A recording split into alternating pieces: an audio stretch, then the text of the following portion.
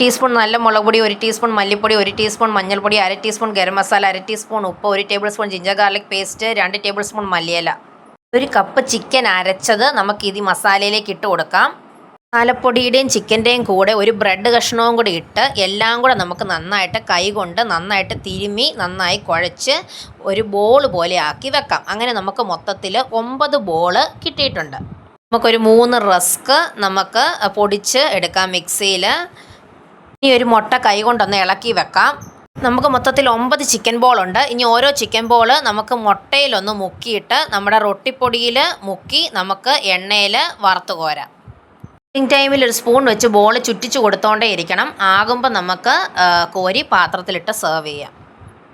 ടൈമിൽ gas മീഡിയത്തിലിരിക്കണം. Chicken balls സ്റ്റാർട്ടറായിട്ട് ടേബിളിൽ serve ചെയ്യുമ്പം ഓരോ ബോൾസിൻ്റെ മുകളിൽ ഒരു മല്ലിയില, 1 ഡ്രോപ്പ് മയണൈസും വെച്ച് ഡെക്കറേറ്റ് ചെയ്ത് സെർവ് ചെയ്യാം.